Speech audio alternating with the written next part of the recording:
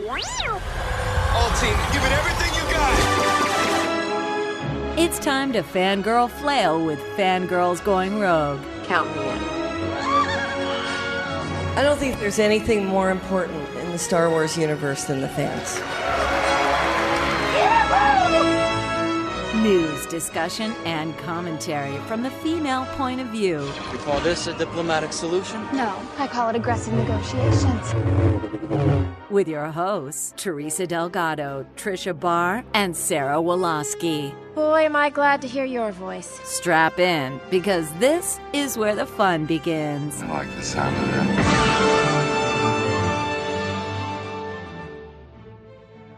Welcome, Yub Cubs, to Fangirls Going Rogue. I am Teresa, one of your hosts. Very excited to shoot off fireworks in a couple days. And with me, as always, Sarah Woloski from Skywalking Through Neverland. Do you have any New Year's plans? No, I think now we're going to probably stay home. We had a job, but it canceled. A bunch of jobs are canceling. It sucks. But you know what? Yeah. All right. Basically, make money while you can. And when another variant comes, just deal with it. Pretty much. Is that a Loki plot line or real life? Well, you know, it's funny because the particular variant we're dealing with right now, I'm calling the Transformer because its name is Omicron or Omnicron. And I'm like, Omnicron. That's where I've heard that before. Trisha Barr from Fangirl Blog. Do you have any New Year's plans? No, I usually sit and watch, I don't know, Ryan Seacrest, whatever it is, flip channels. Sometimes I watch a perfectly timed Star Wars movie so the Death Star blows up. You know, sometimes we have to do that. And other times I just go to bed because, you know. I haven't done anything for New Year's in a long time. So the last time we shot off fireworks was in 2015. So Greg and I were talking about going to go pick some up, go to my grandma's house, which is outside of the city limits, and go shoot off some fireworks for fun. Because I'm a slight pyromaniac. So, you know, but maybe, I don't know, maybe not. I haven't decided yet, but if we do, that'd be fun. So on this episode, you guys, we're going to kind of give our year in review, things we liked, things that came out, and then also our look forward to 2022. But first, did anybody get any good Christmas goodies that you want to share? I got clothes. I mean, every year we have to get something from her universe because of the pin, right? And this year the pin was Grogu and his little Grogu, what is it? His little thing that he's in? What is that called? His pram. His pram was like a snowflake. And so I had to get that. So I ended up getting these Spider-Man leggings, which are really awesome. And Richard, I got him a shirt, a Star Wars button-down shirt. So yay. And then we got the Grogu pin. And so that was fun. I loved it. I'm glad that you're acting excited about it. It's creepy looking. Oh. I have it. It's creepy. I'm giving it to my friend. I don't think it's creepy. I do. I think it's so creepy looking. Aww. I bought the Boba Fett tracksuit and I got the pin, which I was like, cool. But then I'm like, oh, it's creepy. I don't want that staring at me. Okay. No, fine. I don't. So I'm going to give it to someone. But Christmas goodies for me, we haven't, I mean, I guess I would say like our trip to Aulani is kind of our Christmas goodies because, you know, at this point, it's like, where'd all our money go? Yeah. So that, and I did get a new makeup organizer from my dad, which I picked out and sent him the Amazon link. Nice. That's the way to go. Definitely. My real Christmas present from my dad, I actually got a couple months ago when I left Lego. He bought me some of my really big sets that I've been wanting. So got that out of the way. So, you know, I don't know. Christmas was kind of like, it's Christmas. Trisha, what about you? Anything cool? Well, my motto is it's Christmas every day of the year. So whenever I want something, it's Christmas time. But I did get a Lothcat Build-A-Bear and an Eeyore Build-A-Bear, which my mom was like, they came to visit at Thanksgiving. They'd already ordered my gifts because I send everybody like a list in case they ask. And she's like, if I had known how many animals you have at your house, stuffed animals, I would never have gotten you more. But what is it with stuffed animals? Like, we're the same way. We just have to have them, right? I have to have them. Yes. I love them. Yeah. So, and Lothcats especially, like they're all over the place. They're so cute. So, yeah. Well, I have to say one more thing that we got for our bunny for Snips. And we got the Grogu pram from Chewy.com. And so she she has her own little pram that she can sit in. And it's so adorable. And she loves it. That's a dog bed. It is a dog bed, but we made it into a rabbit bed because it actually comes with this pillow with Grogu on it. But when she was on there, she was like all slipping all around. And so we put some corrugated cardboard in the bottom and she loves that much better. So, well, let's take a quick look back at 2021 and then we'll kind of look forward to 2022. I just want to say 2021 was the year of nothing for me. I think we kind of established that over the course of the year with podcasts. There was not a whole lot that I was really interested in or that really caught my attention.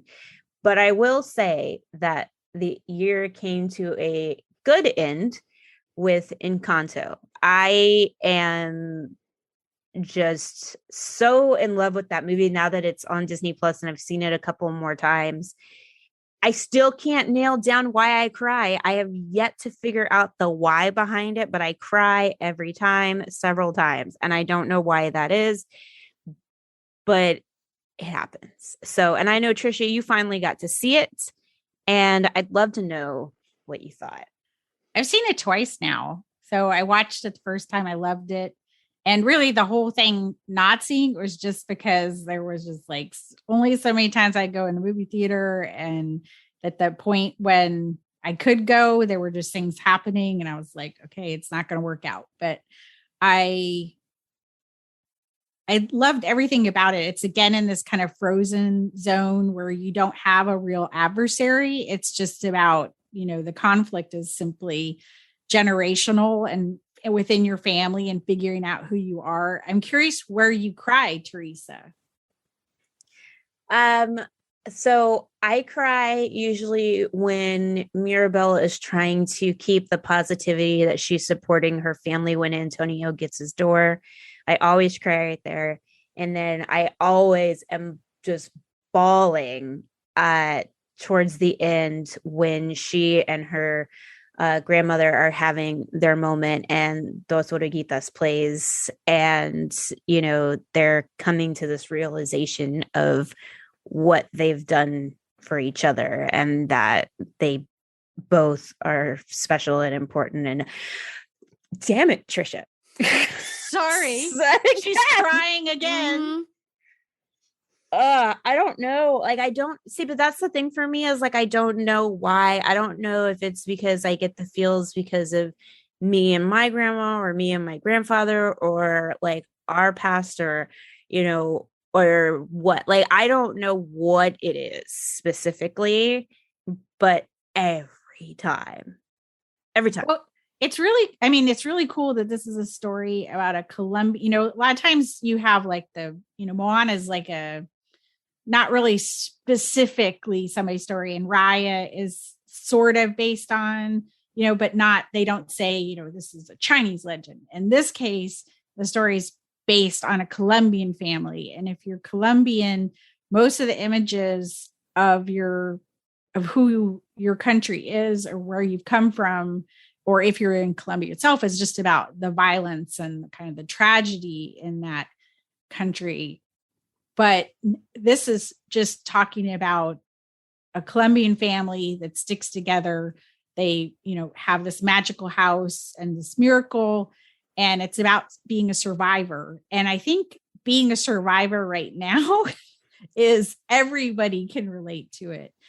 but the generational story about having, you know, mothers and fathers and sisters and brothers and cousins and expectations, and you have to be this way and you need to be a certain way, and you should get the gift of, you should have whatever it is that the family is driving for. And that kind of energy, everybody can feel somebody in that family, whether it's you're supposed to be the strong one or you're supposed to be the perfect, beautiful one. I noticed that someone had said Mirabel reaches for the door with her left hand, and then in the movie never again reaches with her left hand. She always uses her right hand. And then at the end, when they finally put up her, you know, that whole thing, that whole little doorknob thing, that just broke me. Because when you like, when you get there and, you know, they let her open the door again, it's kind of like, whoa. Okay. Yeah. You know, she was fighting this whole time, and her grandma wasn't, this is such a thing though with parents, like her grandma's scared that the magic's dying. And Mirabel just represents that. But Mirabel isn't doing it. It's not her doing something to grandma, but that doesn't mean she doesn't get treated in a way that makes her feel less than, even though she's done nothing to earn that. She just tries. She tries her hardest. She tries to bring her own magic. And even as you look through that, through the movie, through all different times, she manifests everybody's powers in a little bit different way. She sees the future. She sees the house crack. So she has Bruno's magic. And the toucan comes and talks to her and then leaves, but she does have kind of a conversation. So there's ways in which she manifests she's strong, and it's not just strength, but Luisa's strength, she just manifests it in a different way. She's emotionally strong. And so I think that there's just like some magic in that story. And everybody I've seen watching Encanto has been like, oh my God. Like, yeah, I hope it gets up for Best Picture. It rightfully, for animation, it should be in there. It's a really well told story. Yeah. I want Lin-Manuel Miranda to win for Best Song so he can just have a freaking EGOT already. Yeah. It's quite possible. I know. There's some other really good songs that are nominated though. That's the part that scares me. What else is nominated in? Oh gosh, I can't off the top of my head. They've released the short list, that has like a few categories. That doesn't have any of the major categories. It just has a few like of the smaller categories and stuff. I know that that Encanto's up for Best Score, Original Score, and for Dos Oruguitas as Best Song. So nice. But I guess we'll see. How about Spider-Man?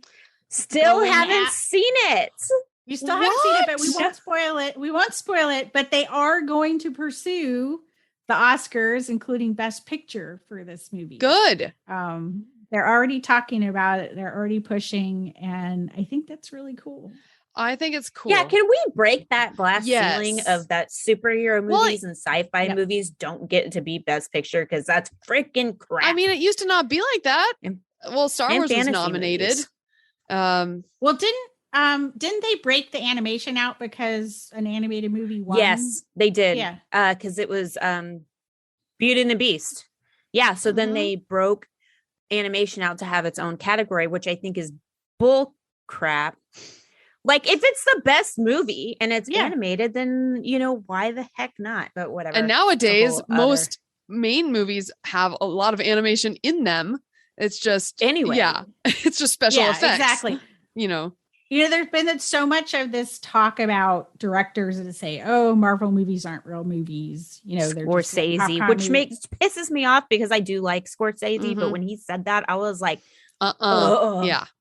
Well, Tom Holland said he, did, I think it was the Hollywood Reporter where he said, it's still the same art. We have to act, we have to get into our character, we have to put together a story. There's like nothing different, just more people see it. So why is it because more people see it? Or why is it that if we're animated, it's a, less artistic project? Yeah, that's bull crap. I mean, you put up that one scene in Spider-Man where Tom has to deal with some stuff. oh my God, like just the emotion he had and how he emoted it. Like, so what else was Teresa? That's it in Encanto, nothing else. I will say that Hawkeye is my favorite out of all of the Marvel shows. It is definitely Hawkeye. I've always liked Hawkeye as a character. I've always liked him. So getting to see more of him was nice. And then freaking Haley Steinfeld crushed it. She was amazing. Like her comedic timing, there's something about Haley Steinfeld that reminds me of Jennifer Aniston. Like Jennifer Aniston is funny in a really unassuming way because she just has that comedic timing that a lot of people don't have, and control over her facial features and things like that and the faces that she makes. And Haley Steinfeld does the same thing. And I just thought it was great. And also her interaction with Florence Pugh. Yes. Oh God. Every scene with the two of them was fantastic. So, I mean, they did an 8-minute scene where they just had a conversation. And again, this is like saying you can have these action franchise, but you can sit down and have an 8-minute conversation and make it mean like, you're like, oh, it's a lighthearted conversation. Oh no, it's not a lighthearted conversation. It's an interrogation. There's like this whole double layer to it. And then they did it again in an action-y kind of way. They repeat the beat in the finale where you're like, I wish you wouldn't make me like you. Mm-hmm. Yeah. Type thing. Well, I mean, I think my favorite thing, you have one fork and then she's like, this isn't cutlery.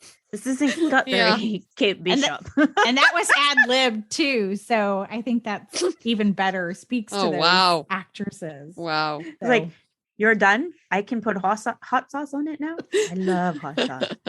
I just find it really funny. And partly why this podcast works is, Teresa, I have like the exact opposite opinion of you on the Marvel shows this year. Like Hawkeye was your least favorite? Hawkeye or Falcon and the Winter Soldier are more lower on the list. I mean, I still enjoyed both. But like, boo. I know, right? And then WandaVision and Loki are more at the top. So. I find that so funny that we're like total opposites on that. I mean, I liked Loki.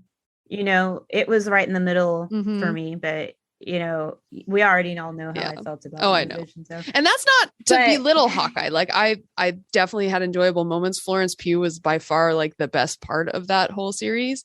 But I just, and I mean, the fact it was set in Christmas time, I think I just had such high expectations. It kind of fell short of my expectations while still I enjoyed it. I have no expectations. I could see that. Hawkeye's, the last episode felt like they had changed some things and cut some things. And you can even see where they did. It's obviously ADR because they are not on their faces, that there's lines of dialogue being said where they're not looking at their faces. So that they changed some things. And I felt like, even though I watched it again and I was like, I really liked this episode and I like the series. When I watched it the first time as a closing episode, I was like, okay, there's just something that feels a little off because it feels like they didn't necessarily, they weren't driving to all these things that happened necessarily. And actually the interviews have sort of laid that out that yes, they did change some things in that story, but just for Kate and Yelena, I'm going to just go, those two women, please put them in everything. Tom Holland said, can he work with Florence Pugh as well? I think everybody wants to work with her. Yeah. She's funny in Little Women. She stole the movie and she stole the movie in Black Widow, and which was in this year. It seems like so long ago. Yes. Oh, that was a good thing this year. Yeah. Black Widow. Yeah. So that she got to come in to the movie, and without any spoilers for Spider-Man, since Teresa hasn't seen it, but every time something happened with Spider-Man, I heard Yelena saying, such a poser, because that's his thing. Spider-Man poses. So now every time I'm watching Spider-Man, I'm like, I hear her screaming, such a poser, and it just cracked me up. But I'm sure she'll get it. She's gonna she posed a little in Black Widow there at that. Yes, end. she did. So And they really did a nice job in framing Yelena's story and what happened in the blip. I like that we're seeing kind of the fallout in this year of Marvel of all the trauma that had been inflicted before, during, and after the blip. Yeah. We see a lot of things happening. And so that's kind of cool to, and I don't know. I just feel like there's a plan, and that makes me really comfortable and happy for Marvel. So it's just like, okay, I know what's happening. I'm good. Also, I find it interesting that we have Endgame in 2019. Everyone goes through this blip of 5 years, and we're going through a pandemic here. It's like, so it's just, everything is mirroring everything without meaning to. Like, it's like a blip, like we're having our own blip. This is a blip. Definitely a blip. You're missing stuff. Mm-hmm. Something that ended this year that I really liked, and if you haven't checked it out, is Wheel of Time. And as far as like when we talk about representation and doing things better and improving on, like, you have this massive book series that maybe has some flaws because it was written in a certain time period, could have been written better, done representation better. And Wheel of Time is like, yes, you can do it. You can take this massive book series and make some changes and get this. And from what my understanding is, Amazon is essentially going to have Wheel of Time and Lord of the Ring next year. So essentially Amazon will have these major sci-fi fantasy properties, and Lord of the Rings is really what paved the way for a publisher to say, let's allow for something like the Wheel of Time series to exist. So it's kind of neat to see all that coming out. And they do Wheel of Time. So funny. It's supposed to be Fridays, but they actually dropped them on Thursday nights at 8. And I would be really appreciative if Disney Plus would take a hint and drop stuff a little earlier. I know they're never going to, but it's worth mentioning.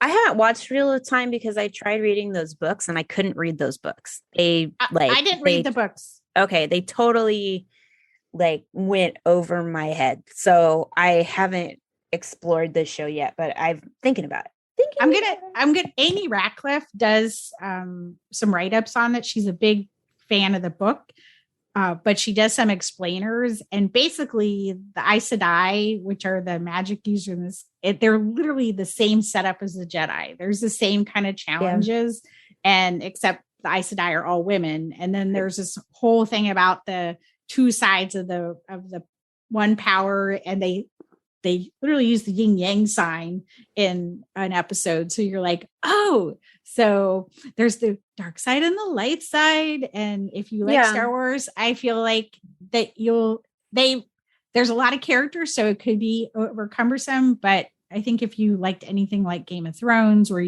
there's this long adventure and a long narrative arc. Anyway, I really liked it. And I liked what they did representation wise. And is it a book or is it a series? I mean, is it a movie or a series?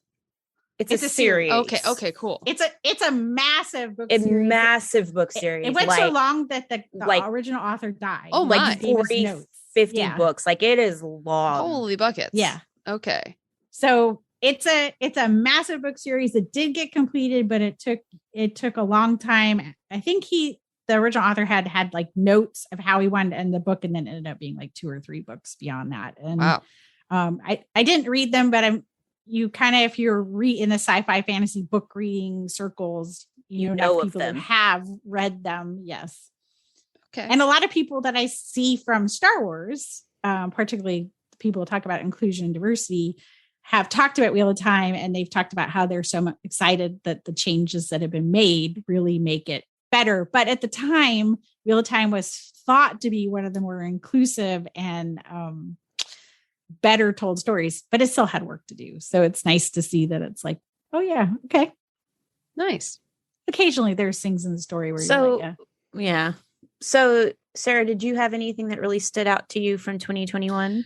I mean, I'm just going to go back to WandaVision. I know I keep on harping on that, but for me, it's not only the series that I enjoyed, it was the talks about it. And because it was a mystery and we had the Zoom chats, Fangirls Going Rogue Zoom chats, which were like 2 hours long for an episode of a half-hour episode. And we also had our Skywalking Zoom chats, which just got like each of those just got more and more and more people as the series went on. And I cannot separate those two in my mind. I just so enjoyed the watching and then the dissecting of the show. Yeah. Like it just was awesome. So, and it started off our whole Zoom chats, which have been fun. So yeah, that series for me, I just really loved it and it blew my mind. Did you guys have any reaction? I mean, so yeah. Teresa, you didn't see the Spider-Man, but it's kind of the Doctor Strange trailer teaser is at the end and now it's out in the public. So yeah. Did you have reactions in the movie theater? Because people like were freaking out when Wanda showed up. Oh yeah. I like almost jumped out of my seat when I saw her ball of light. I was like, ah! I like freaked out. So yeah. It was just so cool to see the way a bigger audience reacted to Wanda. Like they were like generally like, oh, like, yay, like Wanda's going to be in this. And I was like, okay, that's really cool. Like younger kids, especially guys and girls. I was like, okay, this is definitely cool. Everybody said as they stood up from that trailer, you all got to go watch WandaVision and What If, and if you don't, and yes, the movie probably won't require to you, but it was cool that people were like, you have to go watch these shows now. This is why you have to watch. Yes. Them. And the poster was revealed for Doctor Strange and the Multiverse of Madness. And it has Wanda and Doctor Strange on it. Like that's all it has, the pieces of them, multiverses, if you will, I think. So I was just excited to see that, which, I mean, if that's on the poster, that really tells me that she has a big role in this film. So any more Wanda, I'm happy. Scarlet Witch. All right. Well, 2021 can go bye-bye. I'm totally fine with that. And let's move into what we're looking forward to for 2022. So one of my Christmas presents is because the reason I didn't mention it is because it is something I'm looking forward to in 2022. My mom was amazing and she bought Greg and I tickets to the Lion King on Broadway being performed here in Austin. I've never seen it, so I'm so excited. And then also the Disney Princesses in concert, which come on, it's going to be so good. So Greg and I are really excited about getting to go to both of those. One is in February and one is in April. So yay. Fun things coming. I'm actually going to see the Princesses in concert as well. So yay. Ooh, so exciting. So, and I'm also looking forward to 2022 because it is me and Greg's 10-year wedding anniversary. So that's amazing. And our Disney trip or Walt Disney World trip for our wedding anniversary is already booked. And we are tacking on some extra days to go to the Wizarding World of Harry Potter, which my husband hates Universal. So the fact that he's like, let's go is so exciting. So I think we get to do 2 days there. So I'm really freaking pumped about that and getting to go back to Disney World. So yeah, so 2022 it's looking up for me. And there's some other things we're working on. We're hoping to get a house and that kind of stuff. So like, that's really exciting for me. I'm 36, almost 37, and I've always been in apartments and stuff. And so having the opportunity where I'm at now to be able to get a house is like, oh my God. Like it's like one of those big adult milestones that I haven't hit yet. So I'm really excited about it. Awesome. All right. What are you guys looking forward to? Maybe just like in your regular lives, and then we'll go into pop culture. Is there anything coming up in 2022 that you are pumped for?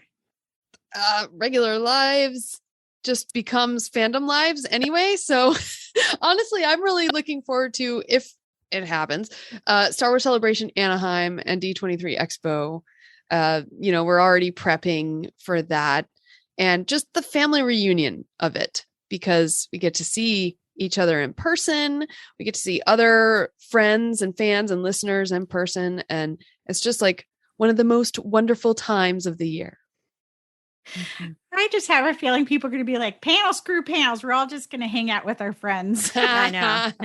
That is a good way of looking at it. That's more fun anyway. Yeah. I forgot to mention that there's a 75% chance I can go to Star Wars Celebration. So we were at a 0. It moved up to a 50. I'm at a 75 now, based off conversations I've had with my bosses. So we'll see. But yeah, if I do, you're coming. I hope so. There's 2 key people that have to say yes. So very true. Unless they say yes. All right. Well, let's talk about some of the things that we are excited for in pop culture that are coming out. I actually have quite a few. The first one I'm going to mention isn't really pop culture.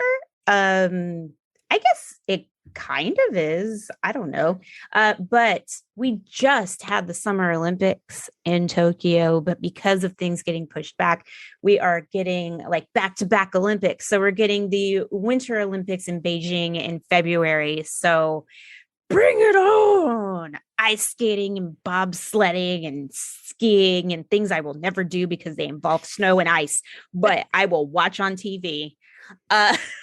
And critique like I'm an expert.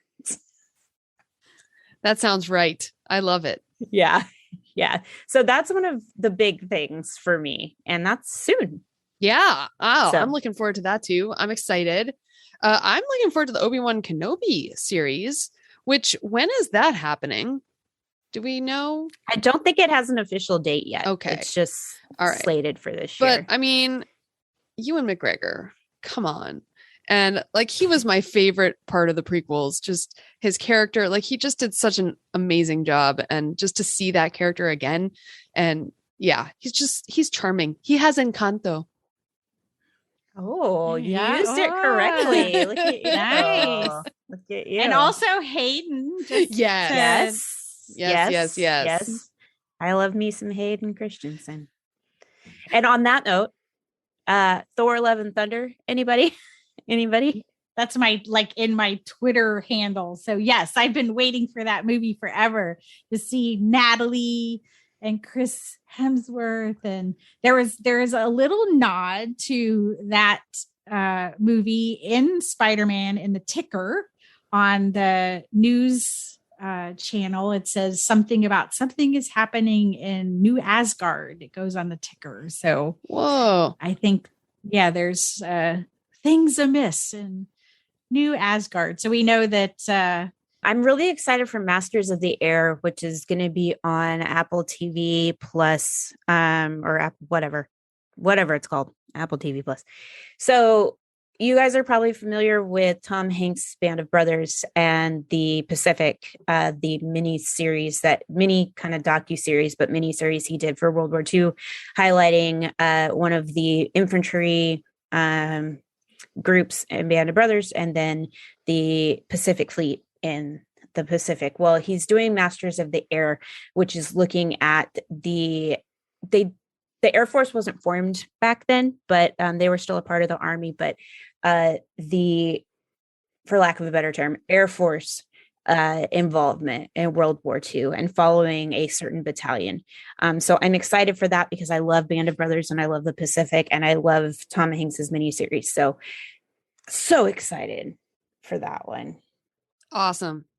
Well, I'm going to steal one from Trisha because Ms. Marvel, the TV series. I'm very excited for this, just because this is one of the one comic series I've read a bunch of. And so it's one of the few I will really have some comics knowledge, and I'll be able to relate that to seeing the series, and then just knowing how it dovetails. You know, she's a super fan. Ms. Marvel is a super fan of Captain Marvel, which is why she names herself Ms. Marvel and fashions her costume after that. So she's like as much of a fangirl over Captain Marvel as I am. So I feel like I'm going to really relate to her. Looking forward to Black Panther Wakanda Forever with a little trepidation because they had to stop. And there's a lot of people with mixed feelings about where they should go with Black Panther. You know, there's a lot of people talking about recasting T'Challa, even as Chadwick Boseman's brother said he he thought that was the right thing to do. But I'm looking forward when we get there, because I enjoyed the first Black Panther, and I feel like Ryan Coogler will get it done. I don't think I have a voice in whether they should recast or not, but I remember talking passionately about that I wish they would recast Carrie Fisher, because I felt like if they didn't finish her story, she was just going to die out and not be kind of the beacon. And that's exactly what happened. We're now, I think, a day after the 5th year anniversary of her death. I very much appreciate Billie Lourd's posts. I don't know if you guys seen them on Instagram the last couple of days, but just her talking about, like, she can't say I lost, or, just dealing with her grief, her friends coming and being with her. She sang a song with her friends, a Fleetwood Mac song, just to kind of work through those feelings. And I can't, when they have these conversations about a character like T'Challa that's played by an iconic person, I can't get over my own feeling of disappointment of what happened to my favorite character, to the point that how Leia's story ends kind of crushed me as a Star Wars fan for a while. I couldn't engage with Star Wars, but it literally just took me right from it. And so I hope that they find a way to make sure that the people who were engaged by T'Challa and who needed his spirit can, and that what at the same time to honor what Chadwick brought to it, that to find a way to do both, but to not let like the pain of losing one person lose a character that's so important to somebody. Because for me, my journey with Leia was from an 8-year-old, and to go that long in your life and then to just see it kind of end the way it did, I was like, okay. So I hope they find a way to honor all those people. It feels like I should be looking forward to being happy, but I feel like I have to say that in my life. But I am looking forward to when it gets here. Nice. So on that note of kind of like big franchises, the Lord of the Rings TV show can hurry up, please. I am such a massive Lord of the Rings fan. My largest tattoo that I have is Lord of the Rings. So what is it? I've never shown it to you. Well, I'd be kind of awkward to show it to you. But it is my entire right hip from my part of my thigh all the way up down on the side of my hip, all the way up to right at the top of my pelvic bone or around my back. It is the inscription from the One Ring that is burning out of black orchids from we kind of made the flower up, but like a black purple orchid from Mordor.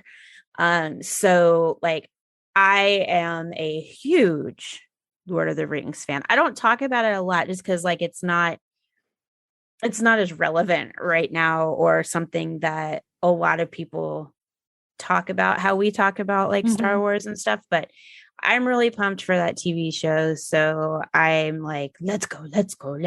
Yeah. I think we're all kind of fans of Jurassic World and Jurassic Park and big giant dinosaurs. Jurassic World Dominion is coming out, which I don't know. I'm excited because some of the original actors from Jurassic Park are going to be in it. So I'm dinosaurs. Trisha has a face you guys can't see, but just kind of like, I don't know.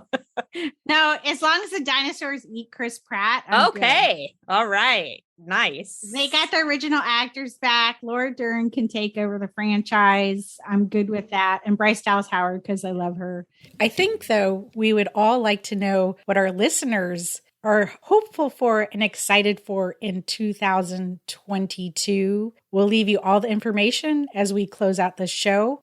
We would like to thank all our listeners for sticking with us through 2021 as we changed our format. We'd love feedback on our format. If you'd like us to see anything different, change things, talk about things, send us an email, tweet at us, talk to us on Instagram, and we'll see what we can do and talk about things that you want to listen to too. But it's been so great to be talking about what our passion is. And thank you, everyone who has listened this year. We want to wish you all a happy new year. Yep.